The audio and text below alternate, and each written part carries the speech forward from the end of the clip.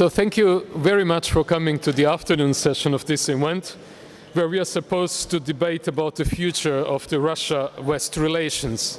Let me introduce myself. My name is Dusan Relic. I'm a research associate at the German Institute for International Affairs and Security, the SWP, and I am at the moment based in Brussels. We have a panel of international personalities with a high profile, and to save us some time, I'm not going to do a formal presentation, but I'd like to get more time, to have more time for a debate afterwards and for your questions. Also, the organizers asked me to provide 5 to 7 minutes of time to each of the speakers. And myself, coming from Germany, I have to apologize and to say a word of warning. 5 to 7 minutes in Germany are 5 to 7 minutes. And being a German, we don't only are strict about the fiscal policy of other countries, we are also strict in terms of time in debates. So, the first speaker on the panel here, according to the list, is Madam President of Latvia, Vaira Vike-Freiberga. She's also co-chair of these international organizations whom we are invited by today.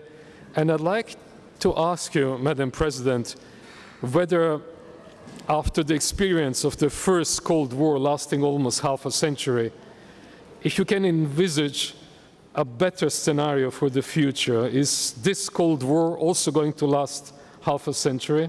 Or are things going to improve in our lifetime? The worrisome thing about the current situation is that the actions of particularly and specifically one person, President Vladimir Putin of Russia, have become more and more unpredictable. And to try on that basis to extrapolate to what might happen in the next 50 years is hopeless, because I'm not sure I would extrapolate to the next 6 months. And that's one of the worries I think that many people, particularly the closest neighbors of Russia, have at the moment. If we are not quite sure what his agenda is and what his aims are, but those that he does enunciate sound rather threatening. So altogether, it is a different situation from the one we had hoped to see develop when we'll be celebrating the 4th of May in a few days, when Latvian parliamentarians elected at the time under the Soviet system still voted for the second time for independence. The first one was in 1918, of course, when the Republic was established, and on May 4th, 1990, they voted for independence. Independence came de facto only after the collapse of the Soviet Union. That is, in many ways, we could be thankful to those who participated in the putsch against Gorbachev, because that was when the putsch failed, the Soviet Union collapsed, and the Soviet Union was split up into its constituent republics. Of course, there could be many more, because the current Russian Federation is a federation of a great many different regions, territories, and semi-autonomous entities.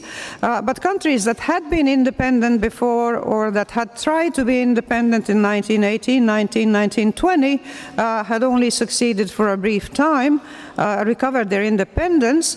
And the way we saw it, certainly in the Baltic countries, is that we had regained our freedom from foreign occupation, our freedom from the oppression of an ideology that was not freely chosen, from the prison of the Soviet Union, which literally, not just the Berlin Wall, but the whole territory had walls and barriers around it to prevent people escaping from this workers' paradise, and traveling abroad was exceedingly difficult difficult. And we were convinced that as the thing broke up and the system broke up, and the possibility of democratic systems became available to us, that we would more or less all follow the same path.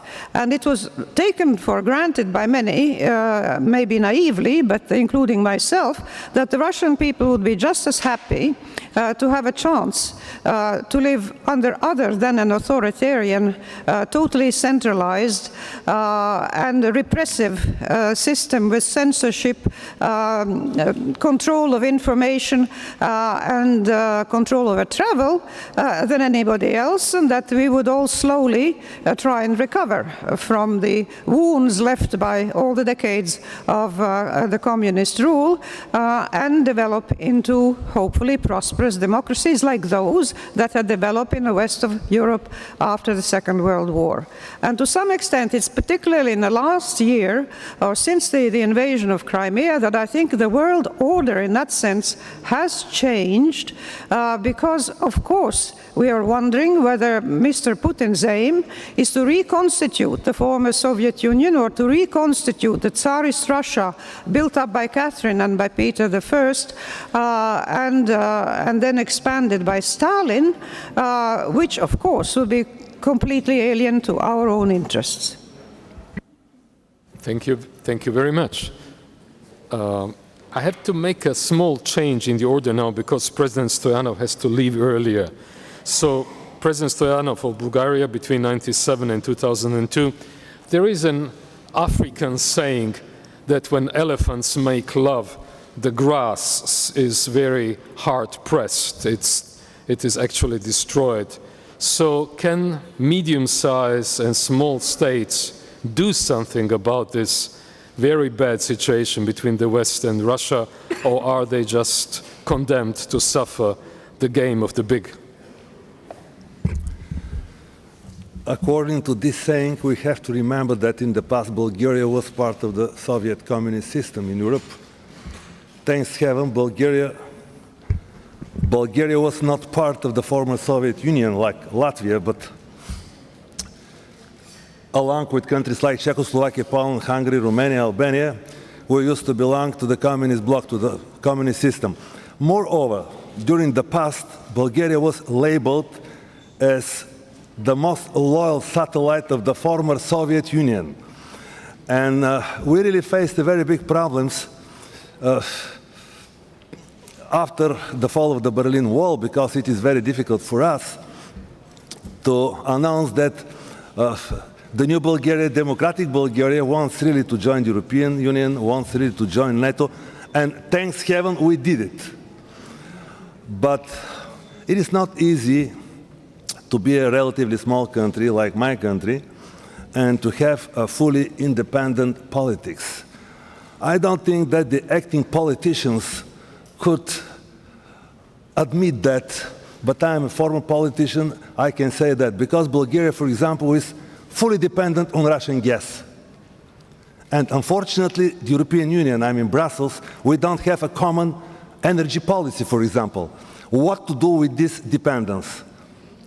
Because this is not only political dependence, this is not only economic dependence. I'm speaking about these old connections between the old nomenclature from Moscow and old nomenclature in Bulgaria. It is not easy to deal with that. This is the biggest problem. But no more excuses. I think that the foreign policy of Bulgaria is absolutely clear, absolutely clean. Bulgaria is member of the international community. Bulgaria is member of NATO. Bulgaria is member of the European Union. And our foreign policy could be only one: to act together with our European partners. Thank you, President, for this very short and clear statement. And going back to the order of the presentators, now the next one is Alexander Likotal, who is the president of the Green Cross International Organization and also an advisor to the last Soviet president, Mikhail Gorbachev.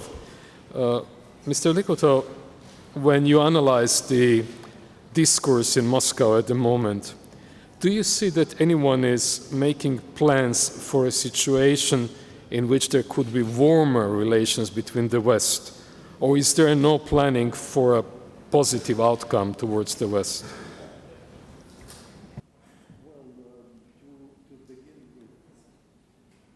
Sorry, thank you, Mr. President.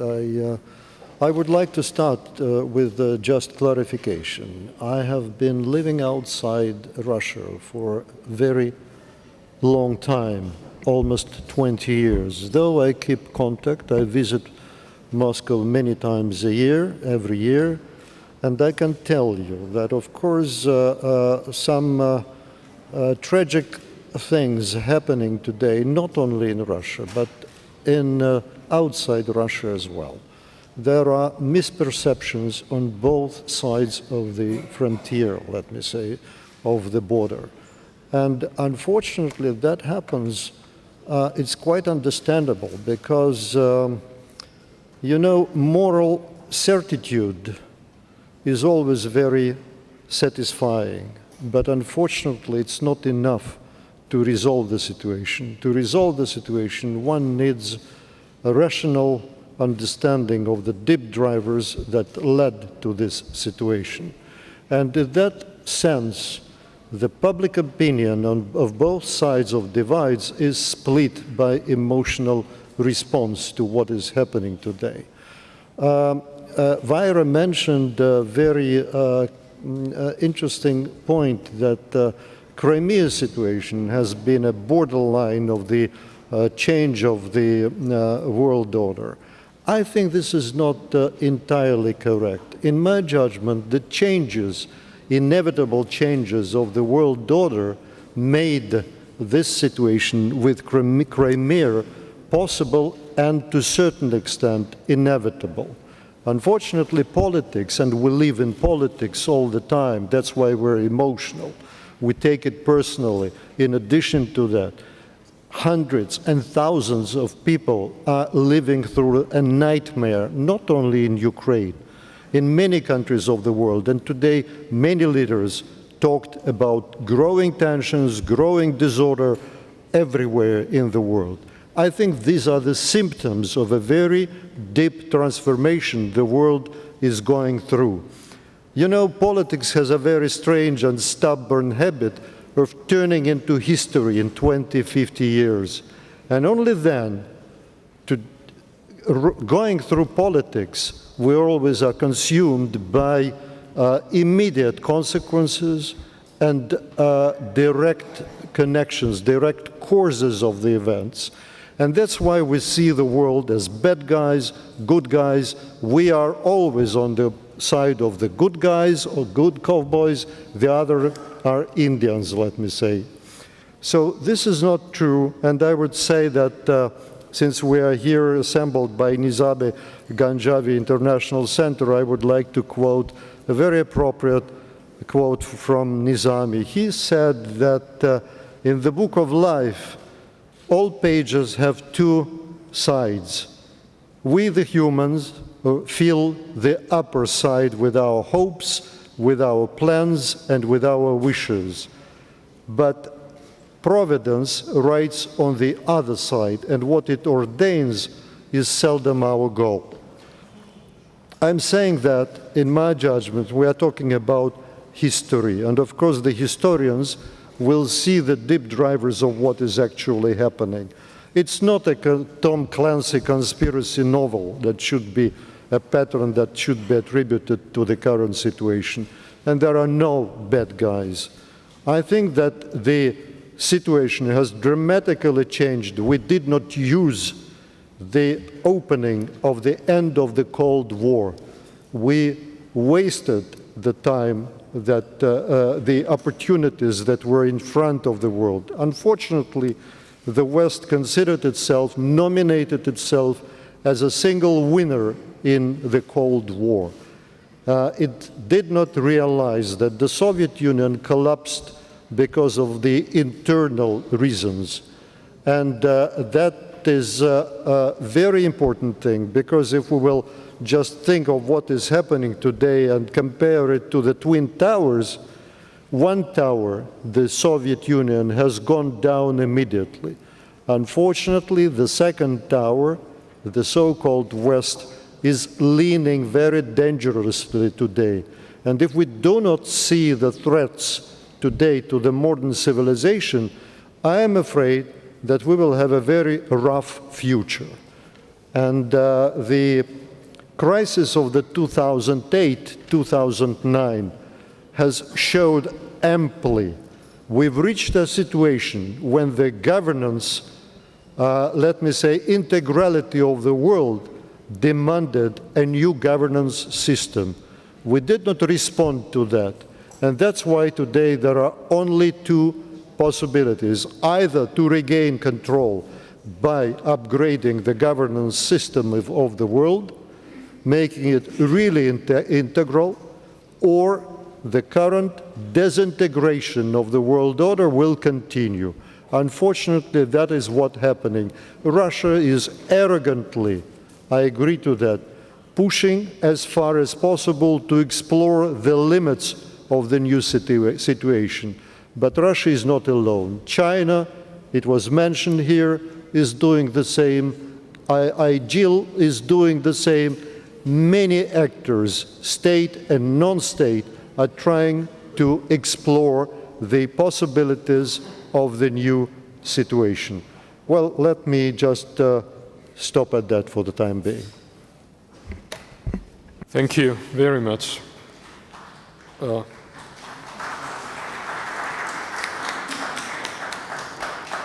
I'm sure that at the end of the debate we will have much more applause, because it's going to be a fierce debate. I feel it already now.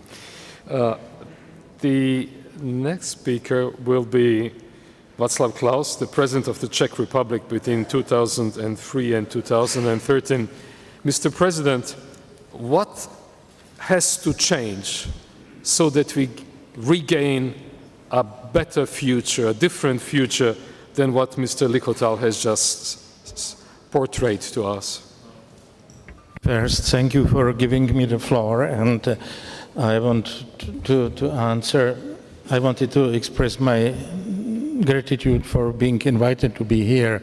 I don't want to forget it, but to answer your question, I would start with the last sentences of my neighbor, because he made the point that there are two towers and that one collapsed and the second one is leaning, as you put it. And I have in my prepared text, at the end of my text, several sentences saying that the important part of the current East-West problem is connected with the situation in the West, with the state of the West, with its loss of identity, with its cultural and civilizational demise, with its economic stagnation.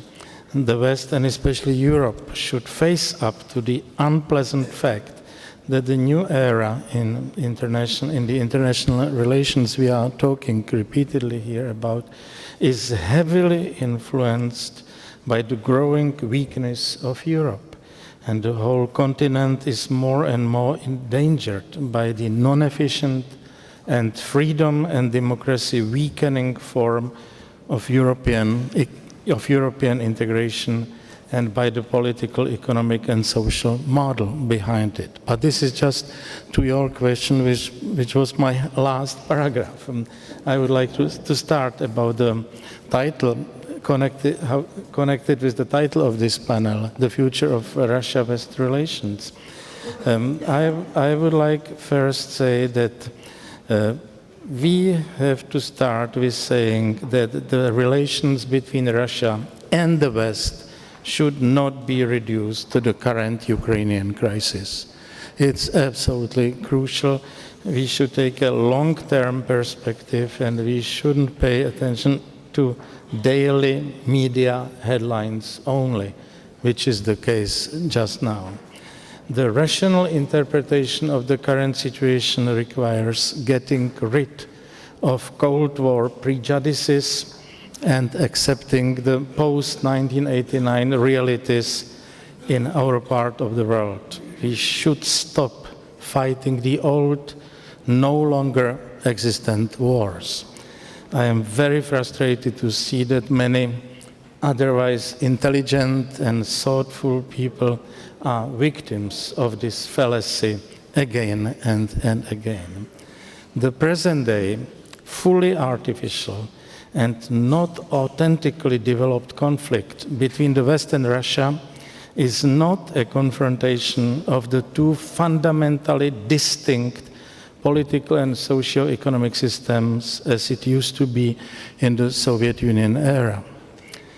It doesn't mean that there are no differences in the efficiency of the Russian economic system and of the Western European or American one, but from the point of view of the economic systems, Russia is part of the West. We should accept it.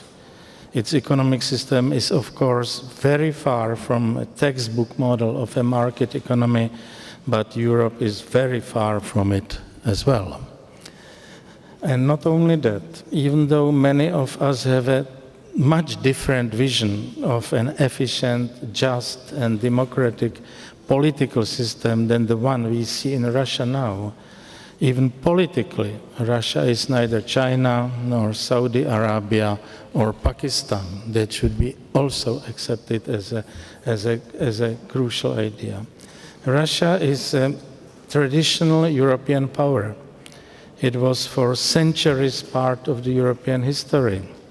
We, Europeans, should be happy that its 70-year-long communist tragedy is over.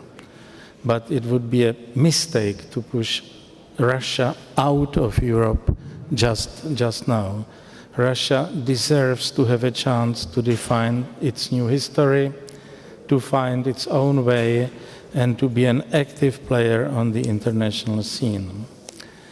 The current conflicts we see around in Nagorno-Karabakh, when we are here in Azerbaijan, in Moldova, of course in Ukraine, are not the consequence of a Russia-West conflict and can't be solved by the increasingly hostile confrontation between the West and Russia.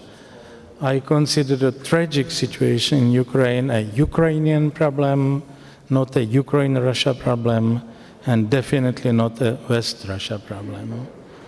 The current crisis in Ukraine has been homemade. It's the consequence of the evident failure of this country to make successful transition from communism to the system of freedom, pluralistic parliamentary democracy, and market economy, from passive role in the Soviet imperium to its own statehood and sovereignty.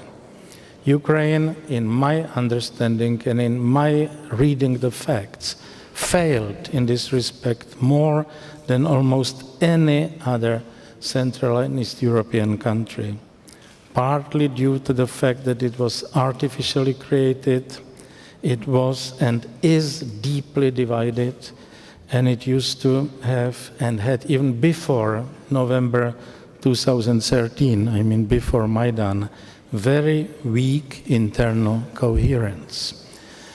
To my great regret, Ukrainian crisis turned into a problem heavily influenced, if not dominantly masterminded from abroad. The Ukrainians have been trapped in a situation where they are only instrumental and in many respects passive objects. I always had the unpleasant feeling that to force Ukraine into making a premature decision whether the country belongs to the West or to the East is a certain and guaranteed way how to destroy it. I formulated it more than a year ago in February 2014 quite resolutely. I quote, "Giving Ukraine a choice between the East and the West means destroying it. It leads the country into an insolvable conflict that cannot have but a tragic ending." This is exactly what we see developing in front of our eyes just now. To conclude, to my great disappointment, the dominant political forces in Ukraine keep relying on some future external intervention and are not searching for an internal political solution.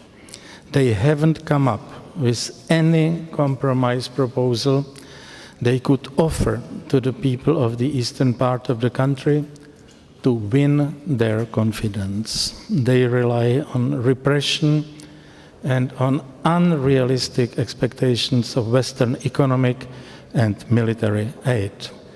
I suppose it will not come. Thank you for your attention. Thank you. Thank you, President Klaus. It would be most interesting at one point to continue the debate about the success of transition in Central and Eastern Europe. And may I ask you this question directly now? If you were to name a couple of countries with a successful transition in Central and Eastern Europe, which would you mention? With all my modesty, of course, I can't start with the Czech Republic, which is evidently the most successful country, but nevertheless, let's accept that the 4 Central European countries are probably, now the Visegrad group, are probably more successful than any other. Thank you. Timofeev Burdachev is director of the Center for Comprehensive International and European Studies and the Higher School of Economics in Moscow. Timofeev, looking at the political debate in Moscow, sometimes one has the impression that the present leadership actually doesn't want to return back to a normal relationship with the West. Because if you are isolated, if you're in a conflict, then you don't have to bother about human rights, about democracy, about the rule of law, and all of those things that became quite worrisome in Russia. Are we seeing Russia on a way which is on a trajectory which is completely different than the west of the continent? Thank you, and thank you for the Nizami International Center for inviting me here. I'm very glad to be the representative of the academic community. That makes me both capable to speak from the distance and without my own personal political experiences, and at the same time speak irresponsibly enough to provide the academic evaluation of what has happened and what can happen if nothing will be done. First, I also teach in the university, and the discipline I teach is the theory of international relations to the undergraduates.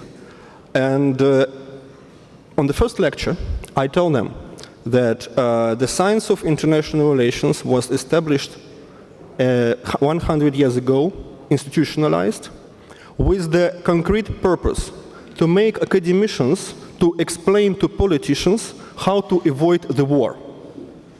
So the purpose of academic science in IR is to give people knowledge of what can be done to avoid the war and explain the behavior of the states. So if we speak about the behavior of the Russian state, including the military action, I do believe that this behavior is predictable, is clear, and is very rational. Russia, every time while resorted to the military force or diplomatic action, Russia has never went beyond the necessary limits. If we look at the tragic events in Ukraine a year ago, we all do recognize that Russia had enough military power to take half of the country, even to remove the government in Kiev itself. Russia did not do so. If we look at Georgia emergency back in 2008, we do understand that Russia had enough military power to reach the capital and to remove the president. Russia never did. So if you want to understand Russian foreign policy, judge it from the rationality perspective.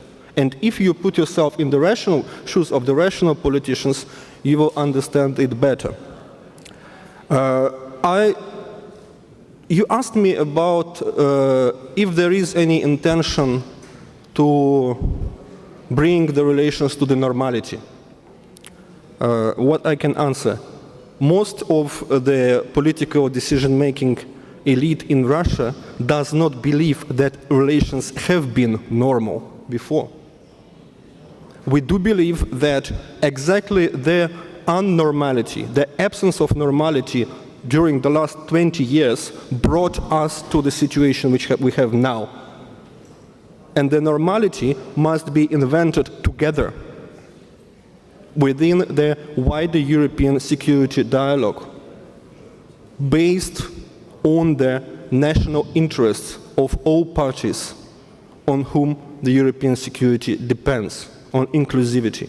And it can create normality, because what has been happening for the last 20 years was not normal, as we do believe. And now the people of Ukraine, unfortunately, suffer from the tragic consequences of our inaction in the field of establishing a proper European security architecture for all these years, of our inability to speak frankly and openly, of our inability to understand the fact that the states are always the same, only capabilities different.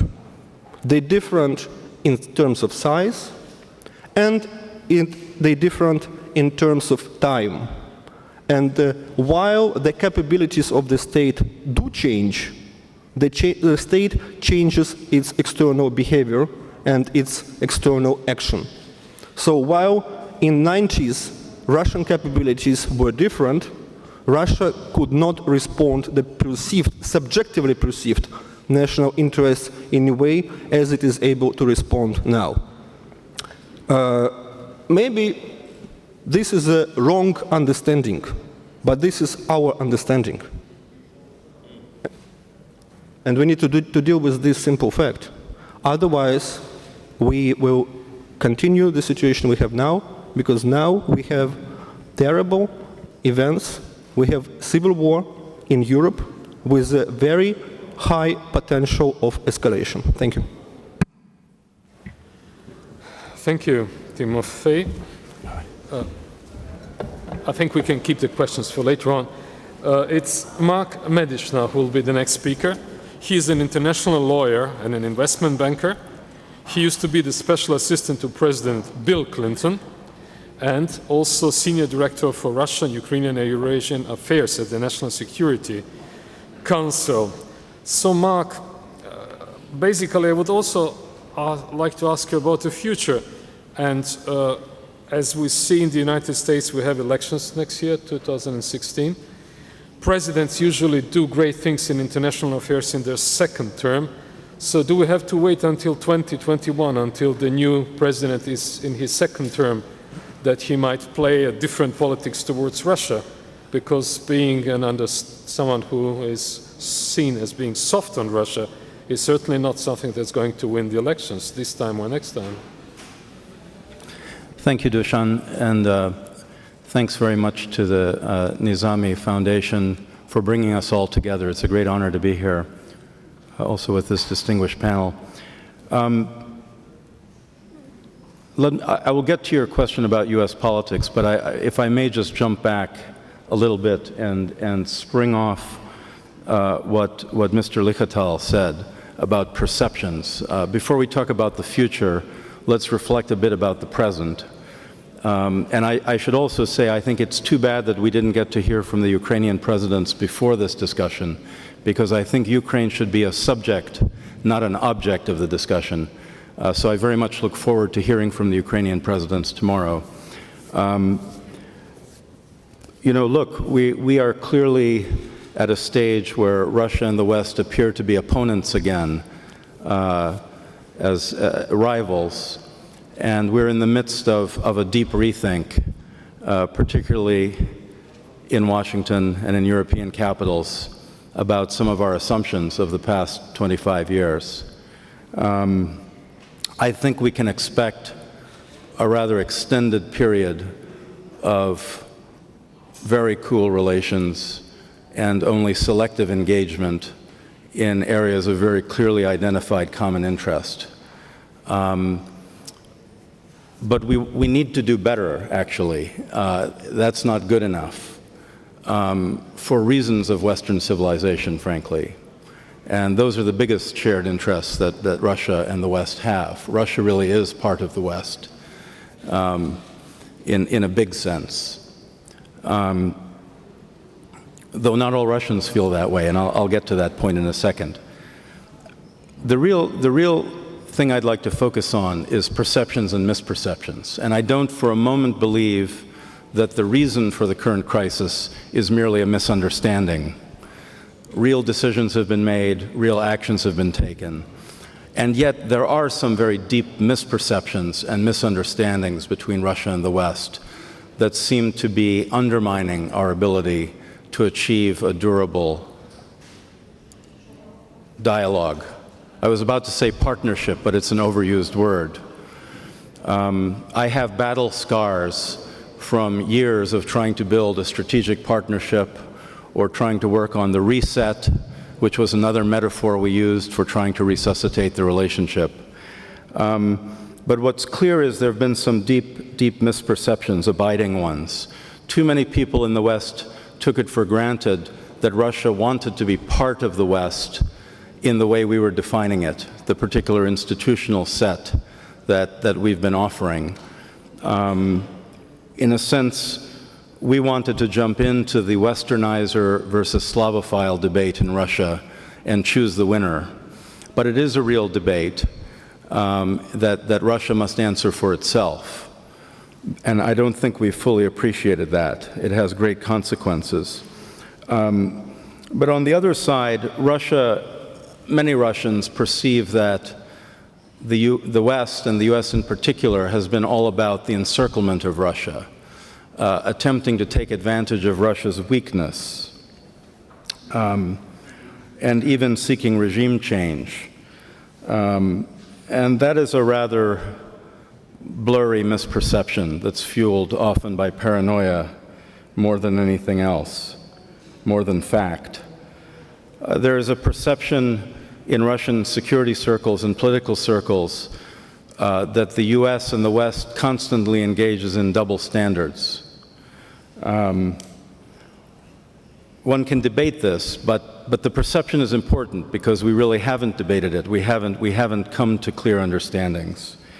There's also a mentality in Russia of superpower parity, of nostalgia for the old days when the superpowers were treated exactly identically, strict reciprocity, and that has led to a kind of tit-for-tat mentality that is extremely destructive. But I would put all those misperceptions aside. I think the biggest misperception that jeopardizes the order, that jeopardizes peace, is the misperception that the US and the West is in decline.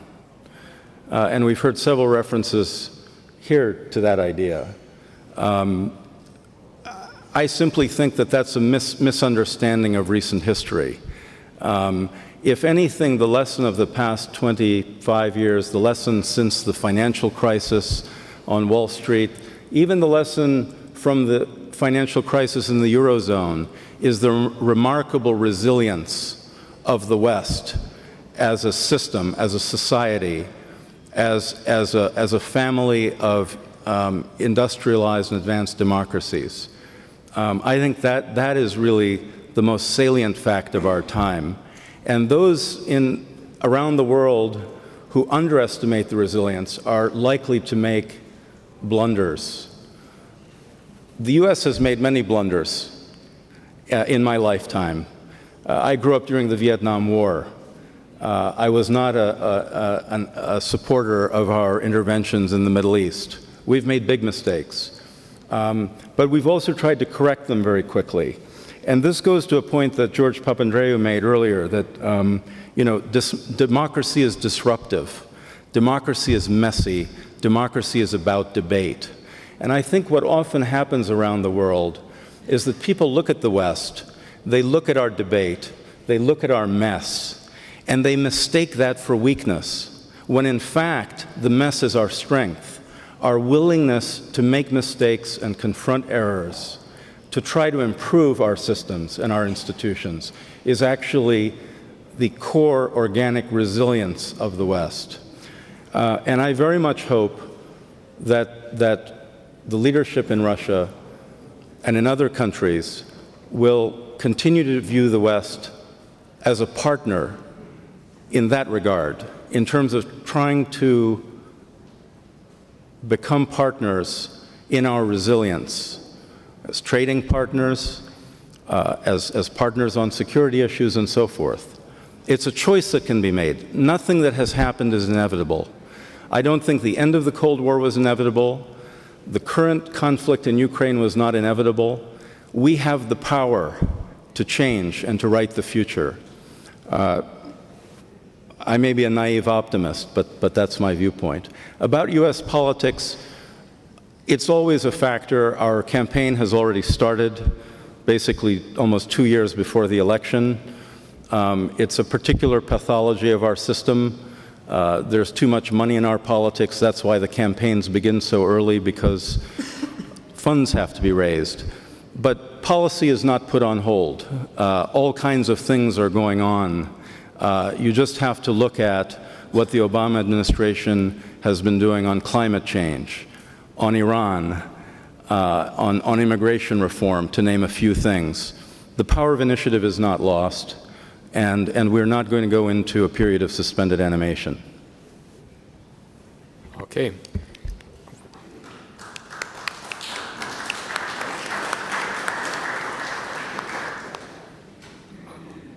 Now, I really have to pay a compliment to the speakers, perhaps because I introduced this German element at the beginning of the debate, but 44 minutes, it's exactly the time that was prescribed. So thank you very much for this. And now we have 45 minutes for a debate, for questions and answers. So please do raise your hand. I see very many hands already risen. I'd like to take 3 questions. Be so kind to tell us your name, perhaps your institutional affiliation, and to whom you're addressing your question. And then I'll collect 3 and ask the panel to answer. And the gentleman in the second row was first, the lady second, and the gentleman at the very back third.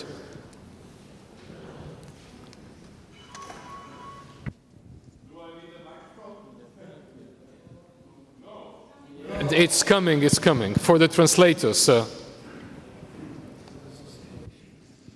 I'm Valdis Zotlis, a former president of Latvia between the years 2007 and 2011. I had a definite question to Timofey Bardachev. I really liked your 2 statements about rationality and normality. I would like to ask you to be more detailed about the rationality of Russian policies, military policies. What rationality was behind invading Georgia, stopping the invasion, creating a hateness against Russia as an invader and aggressor in Georgian people, and what rationality is behind supplying the arms, field officers, tanks, missiles, artillery to the eastern Ukraine for killing people, for destruction, and for creating a hate against Russians in the Ukrainian population, because all the families have sufferings and war is destructive. And the second question is about normality. I'll be a very specific one. You said it was not normal before. When I was on an official visit representing my country in Moscow, we tried to sign an agreement of protection of investments and to use a principle of reciprocity on both sides. It didn't happen. Russia asked to protect Russia's investments in Latvia and refused to protect Latvian investments in Russia. What kind of normality do you mean by saying that that's normal?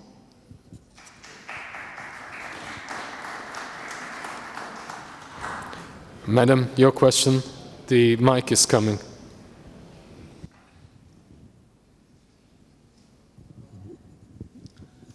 Спасибо. Джилдыз Жолдошева из Кыргызской республики. депутат парламента, лидер фракции «Атадюрт». У нас на Востоке есть пословица. Одним словом, ну, скажем, нынешними словами, президенты приходят, уходят, народ остается. Ну, правители приходят, уходят, народ остается. Независимо, какие отношения между президентами, в конечном итоге народ будет определить, с кем дружить, с кем не дружить.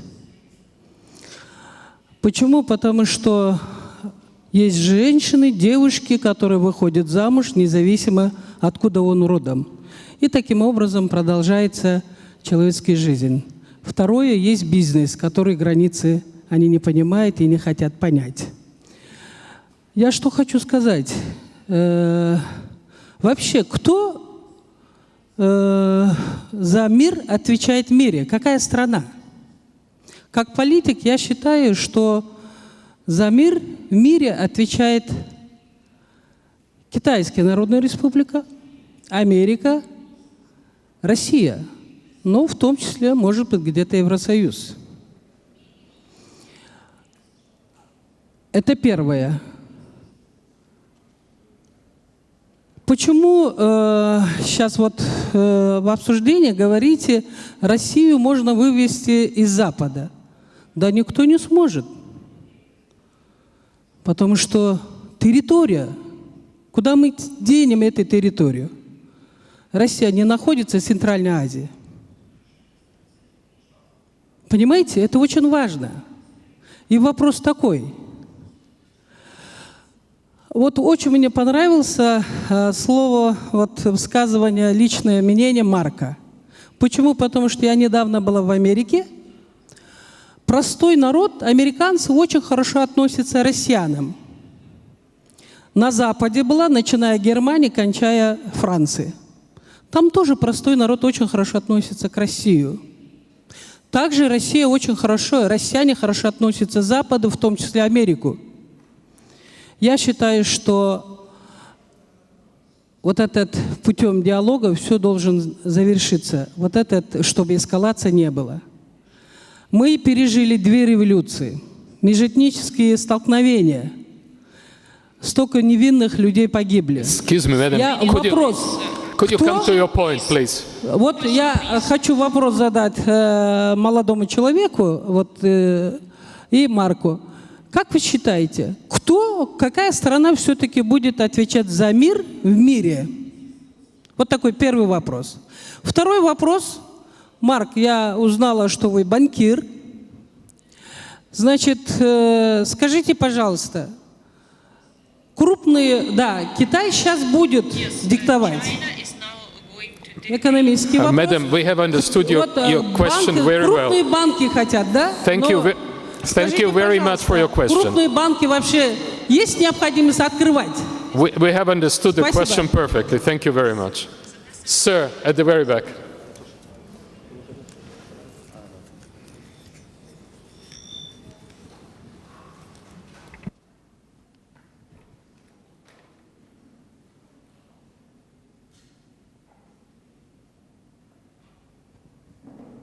Good afternoon. Gacha Shengelia, president of Caucasus University in Georgia, also president-elect of International Association of University Presidents. I have a very rhetoric question, only one actually, and I would like to hear from you. It is possible to see Russian tanks again in Berlin, or at least in Prague. If we can see, what's going to be a President Klaus' reaction about it? Thank you very much. Thank you. I'll give now the opportunity to the panel to answer. You didn't get the question. The question was to Mr. Klaus, whether he can imagine Russian tanks again in Prague or in Berlin. Well, movies are being shot. I'm sure that sometimes Russian tanks in movie come there. But Mr. Klaus, would you care to answer first, and then we'll... Well, I don't know, but I can't imagine in an imaginable, foreseeable future anything like that. And not only in Prague. I am absolutely sure that there is no chance of Russian tanks in Baltic countries, Poland, and in other parts of Central and Eastern Europe. And in this respect, as I tried to say in my presentation, I didn't use the term normality or non-normality as was used by Professor Berdachev, if I'm not wrong, but I tried to explain that the Ukraine crisis didn't start on Maidan in November 2013, that there was, to use that term, non-normality already many, many years before it. So I think that there is no real danger of Russia in Central Europe. Thank you. President Klaus, if you will see again Russians how are bombing cities in Georgia. Sorry, sir. Sir, could you wait just a second? Could you please sit down and let's have the people answer the questions. Mark, one of the questions was directed to you as well, and the question was China, Russia, US, and I'm glad that the EU was also mentioned. Are they responsible for the world peace still?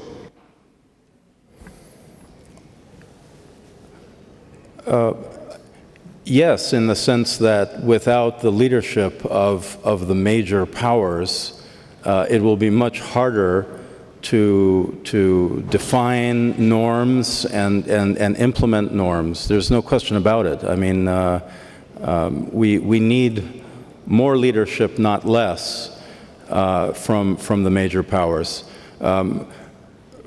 Frankly, this is where I would really advocate more diplomacy, more acceptance of initiatives coming from other places. To give you one example, I think the EU and the Eurasian Economic Union should be in very direct dialogue. This is one way that great powers could help enhance active cooperation on trade and commerce, which would build ties over the long term. That's an example of how the EU and Russia and Kazakhstan and Belarus could get into much more direct cooperation. I think it was frankly a mistake of my government not to agree to join the Chinese-led Asian Infrastructure Bank. It's a subject that Prime Minister Abe and President Obama are probably going to discuss in Washington these days. But again, this was an example, I think, of a Chinese initiative for regional leadership that should be welcomed. That doesn't mean one agrees with everything in the package, but you have to work with the proposals of your counterparts. And so I think the leading powers that you mentioned need to lead. Thank you. I beg to disagree with my colleague, and I think since this is meant to be a discussion, maybe it's time for me to have a chance to say a few words. First of all, I do not think that any three countries should be responsible for the peace in the world. They should be responsible for the peace within their own borders. They should be responsible for peace with their immediate neighbors, but they should not have more rights to determine the fate of the world than anybody else. If we look at history, we see that wars, or if you like, the breach of situation of peace, happen between small countries and medium countries and large countries, and the only difference is the amount of blood that is shed, depending on the size of the country concerned. We do not see, I think, for the future, I would like to see disappear this idea, and I can see that an American or a Russian would feel that the great powers are a concept in itself. I, as a former leader of a small country, you see, find it completely alien to my conception of what world order and a fair order should be about. If I may. That's number one, if I may continue, because we did hear from another panelist that we had had 20 years of an abnormal situation, and I agree with my colleague, President Zattlers. What do we mean by that? And I suspect that we mean that what President Putin was expressing, that the collapse of the Soviet Union was the greatest tragedy of the 20th century. And this being said, I think that what we now call Russia has a serious problem of identity, and the West, in perceiving it and the reaction to it, has an equally serious problem of identifying who their interlocutor is and what their identity is. And mind you, in the case of Europe, they're still searching also for a common identity. President Klaus does not believe in the benefits that a united Europe can bring. I and many others do. We differ. This is where we agree to differ, as is the case in many situations in democracy. But that tragedy of the 20th century that President Putin talks about is what? It's the change from what was called Russia, but was not Russia. It was the Soviet Union, a union of all these 15 republics, which was great because it was a union not by choice, but by conquest, first of all. This was, if the European Union has been built up voluntarily by countries wishing to collaborate, the Soviet Union was one built up on military conquest. That I do not consider a normal state of affairs for the future of the peace of the world. I am very happy, along with millions of others, that it did collapse. And then what happened is that Russia was then left as Russia. All the time, everybody had been calling Russia what was in fact many other countries. And when we hear that the abnormality and the treatment of the West comes from the fact that we do not recognize the greatness of Russia, well, sorry. Russia had been chipped off around the borders, and if you feel that the formerly captive nations regaining their independence is an insult to Russia, it hurts their pride, and the West should do something about it, then you are talking about sacrificing. I know that my friend Chirac was always saying we should not offend the Russians, and I said, then what do you mean? Is Russia a dragon? And are we, the small countries on its border, are we virgins to be fed to the dragon like Andromeda when she was chained to the rock by her parents? Is that a bear that needs to be fed with the liberty of its neighbors in order to survive, to feel happy, to feel normal, to have its greatness restored, and the full respect that a great power deserves? Russia is a great country geographically, and one really wonders why it needs extra territory. As far as population, it has 135 million and shrinking. Egypt has 90 million and growing, and so do many other African countries. So that if you look at the size of a country, I would not say it is one of the biggest in the world. The European Union together is 500 million people.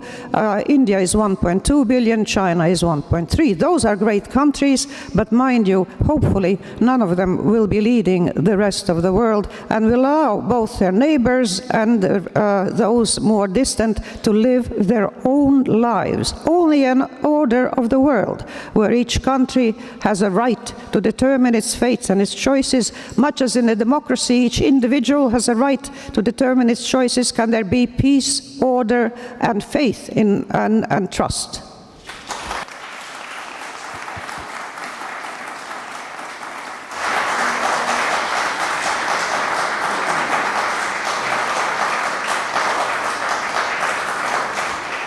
So we are in the middle of this excellent debate that we felt coming at the beginning. I think that Mark felt misunderstood at some point. Well, just to be clear, I think I was calling on the larger powers to take responsibility as leaders. We don't want a world where the U.S. doesn't take responsibility for cooperating and trying to solve regional and global problems. I don't think you're calling for a retreat of the United States from its commitments in Europe or other places. The examples I gave were examples of multilateral institution building, which I think the great powers have a disproportionate responsibility in promoting. Moreover, I think Latvia is part of the European Union and thereby contributes to what a large collective great power is trying to do in its region, in the neighborhood, and in the world. And I want to see Europe do more, not less in the world. Thank you.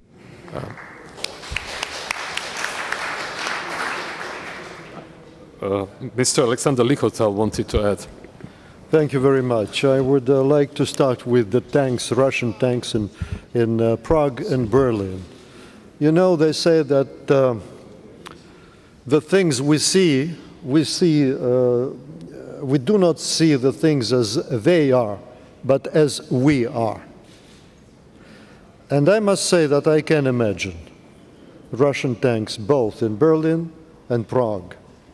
And I will dream about that on the 100th anniversary of the Victory Day, there will be a joint parade of all the nations that won the Second World War. And there will be a parade of joint military forces. And there will be maybe 3 tanks in Berlin and 1 in Prague. 1 on the 8th of May when Berlin was, and 1 on the 9th of May in Prague when Prague was freed.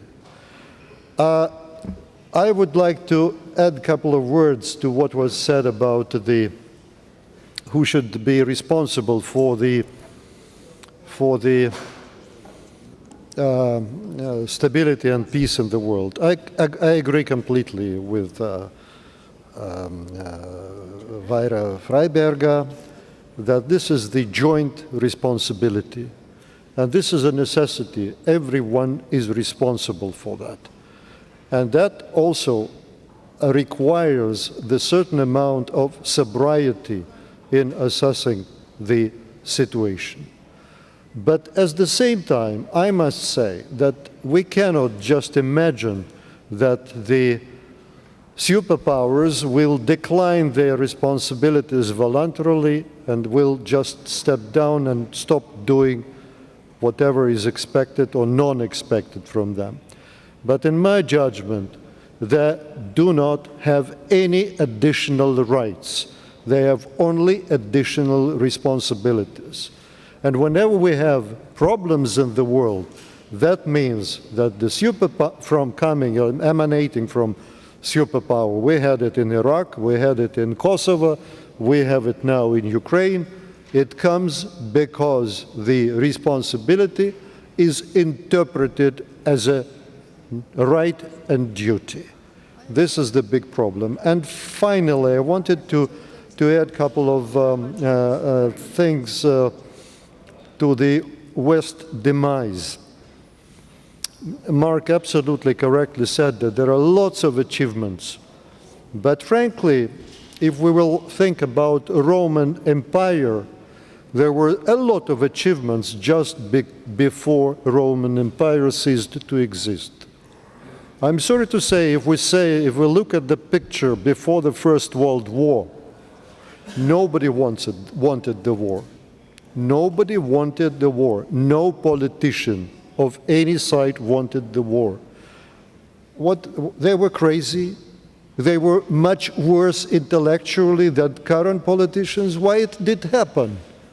That's why I am saying his history is determined but not determinable by us. That's the big problem. And the success of the politician is when they see the vector of the development of history. And finally, we live in the post-communist capitalism time now, because communism or socialism, it forced the Western capitalism to look back on social justice, medical services, etc., without the impact of socialism. I doubt that the welfare society would have come that quickly in the West. Unfortunately, take it you can take it or not take it, but after the collapse of the socialist system, there was no contester, and there was no competition anymore. And the West has started to behave as just a victor of all. I can tell you, I was born when Stalin was still in power. I grown up during all stages of Soviet regime, and I can tell you that the biggest attraction for me when I was 14 years old were Beatles. Nothing else. No pressure, no arms race, and I can tell you that Beatles played much bigger role in eroding the socialist system than anything else. And this soft power created an attractive image for the rest of the world. And the West was considered to be the beacon where everybody should try to go. Unfortunately, after the dissolution of the socialist system, the situation changed. Sorry, I was also dreaming about human rights, rule of law, but after Abu Ghraib, after WikiLeaks, after Snowden, I do not see any beacon anymore, and I'm not alone. Unfortunately, the West has created, I would say, even not the West, but it was the United States that created anti-Western international today. That's the big problem. That's the biggest problem for tomorrow's security. Thank you. Timofey, I think that you had a couple of questions coming to you. Though these questions have been widely discussed already by the respected participants, well, the first question from the President of Latvia, well, first I must say that I appreciate and I have a deep respect to your devotion to the questions related to your nation. Second, I never said, and I don't remember that anybody in Russia said, that big countries are always just towards their neighbors. Even more, big countries, superpowers, are very often not just at all towards their neighbors when they need to defend their subjectively perceived national interest. You asked me about the rationality of Russian foreign policy action and military action. A couple of weeks ago, I was in Georgia, and I went to the streets. I was talking to the ordinary people, and I didn't feel any hate. The people were willing to talk Russian with me. They discussed with me the possible future of our people. There was no hate. And please believe me, in a couple of years, there will be no hate between Russians and Ukrainians. These are family quarrels. And as in any family, we can be very aggressive, very violent towards our family members. But then we forgive, and then we forget, because we still share the same land.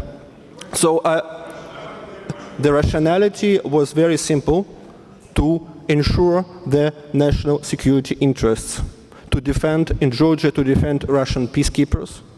And in case of Ukraine, I do believe that the intention was and is to to defend the national security interests in terms of having Ukraine secure neighbor, having Ukraine, as people see it in Moscow, neutral, federal, independent, flourishing state. That is the primary goal of Russian politics.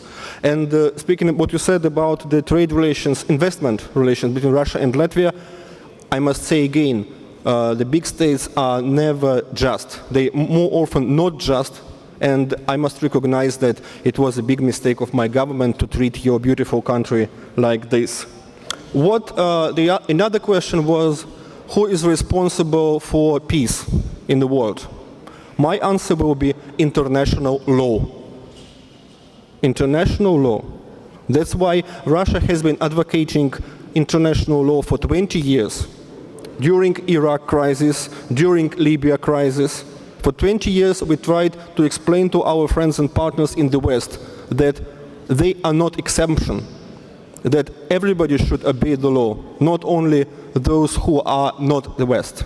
So now Russia feels itself more confident because we have big allies. 2 days ago, Chinese military troops arrived to Moscow to participate in the military parade, 9th of May. So we are very happy to welcome those who have been fighting Japanese imperialism during the Second World War together with us and who remain our friends in words and in deeds. Perhaps also a word about normality. How would you see the future normality between the West and Russia? The future normality will be the international order which will respect the national interests of Russia, not less than of Latvia. I think we should spend more time debating normality in one of the future sessions. President Klaus wanted to add to the debate. Well, what I wanted to say is that, as we all see here, there is a total lack of understanding here. There is a total lack of understanding here among the panelists. There is not enough of listening to the arguments of the others. And how can we imagine that the people in Washington and Moscow would understand one another when we are not able to understand among ourselves? So I started my presentation today with saying that we have to get rid of the Cold War prejudices. I am afraid they are here. For me, Her Excellency, Madame Freiberger, is the embodiment of the Cold War prejudices, and he practically... That's a high compliment. That's a high compliment, you know, but tragic compliment at the same time, you know. So I think we have to liberalize ourselves from our deeply rooted prejudices, because that's the only way how to move ahead in all fields of life, and even in this one. President, how can we do this? No, to be free, and first idea is to listen and to start a real dialogue. And dialogue doesn't mean making statements, and listening. The second example of that is the debate about normality. I didn't come here with the term. It was presented by our Russian friend, but I understood his using of the term, saying that the non-normality in Ukraine didn't start in November 2013. I understood it that there were unresolved conflicts, as I said, in Nagorno-Karabakh, in Moldova, in the Ukraine, and that was this use of the term normality, to say that by speaking about normality and non-normality, we somehow support the statement that the most tragic event of the 20th century was the dissolution of the Soviet Union. This is an unfair statement which kills mutual understanding. Thank you very much. Friend, he did say that in textual words, and it's recorded visually, auditorily, and everything else. How can you say it's unfair? He said it. Who? Well, we don't speak about Putin, we speak about our discussion here. Okay, if I, as a moderator, can say something. We are now almost at the end of the time, but there is one question that I would like to hear, and this is coming from the gentleman in the third row. Yes, but you need a microphone. No, sorry, the other one in the third row. No, sir, but you need a microphone. No.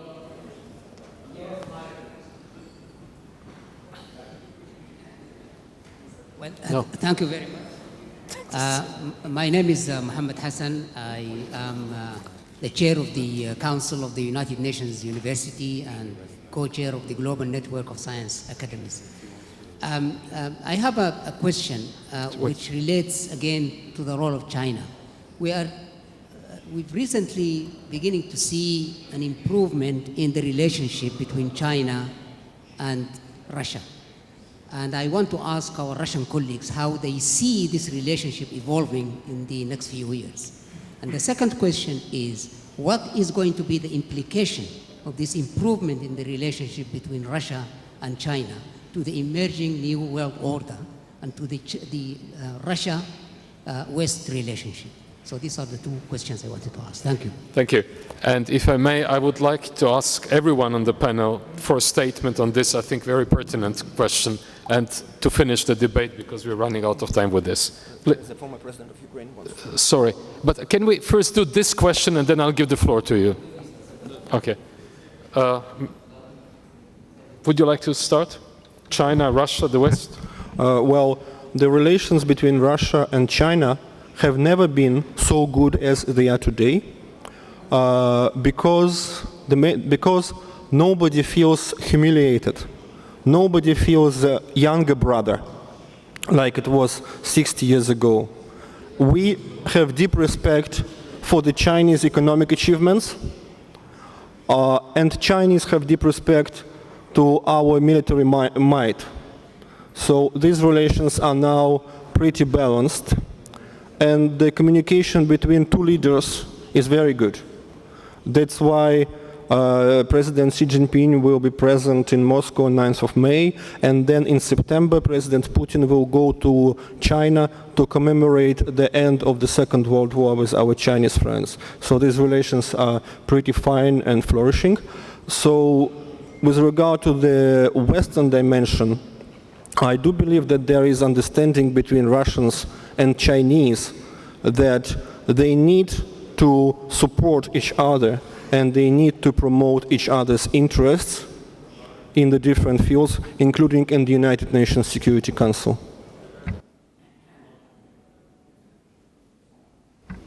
Well, I don't have too much to add on this.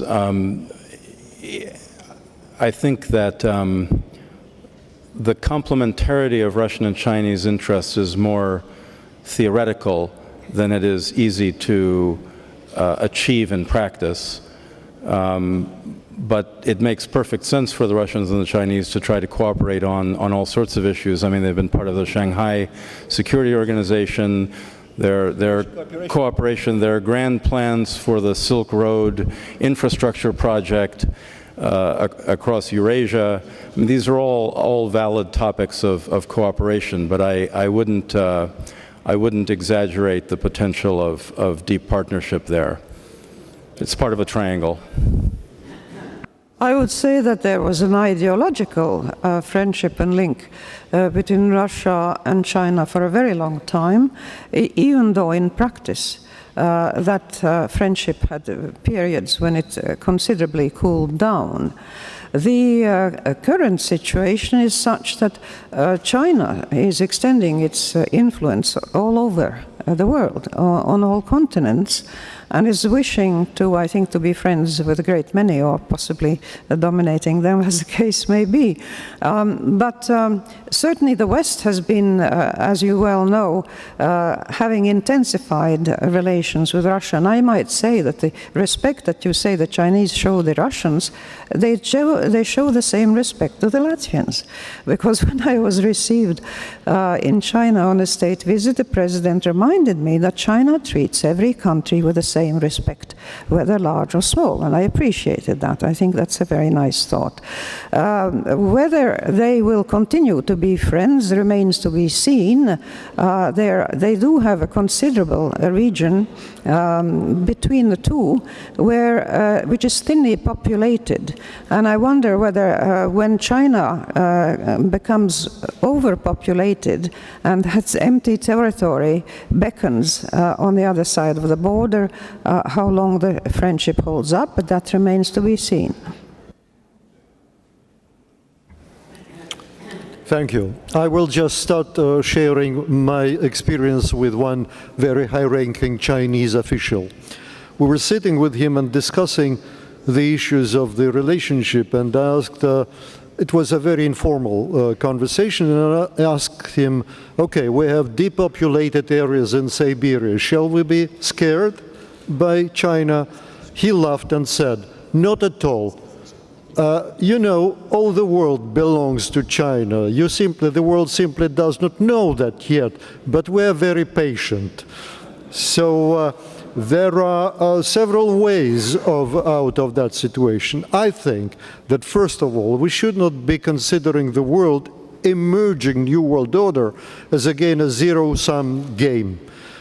Russia with China against Europe and the United States, or another big chess game, you know, etc., etc. We are approaching totally different epoch, and New World Order is knocking on our doors. The problem is whether we see, whether we hear the signals, and whether we will draw necessary conclusions out of that, or we will sit on our hands and then, unfortunately, we will face what I call history correction. As there are correction on a stock exchange when something is inflated or deflated, then there is a correction. In history, there are also correction. The First World War was the history correction. I hope that we will cope with the situation before the next correction comes. Well, I don't have a special strong statement about Russia-China relations. For me, I think there is no reason for anyone to be against and to be unhappy with relatively positive Russia-Chinese relations. There is no need for that. I hope for any rational person the bad relations between any two countries, including China and Russia, it can't be a positive thing.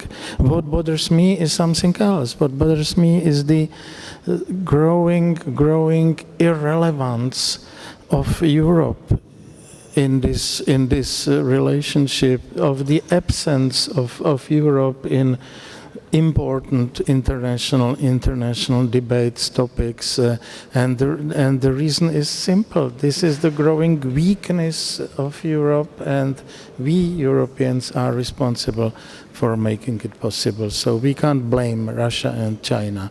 We should blame ourselves for that situation. Now I have to ask everyone to forgive me, but we have run out of time, and the organizers told me that this is the end. However, I would like to end with a lighter note. When I was young and studying, there was a running joke, and the joke was that the optimists in Europe were learning Russian. The pessimists were learning Chinese. Thank you very much, and have a good debate.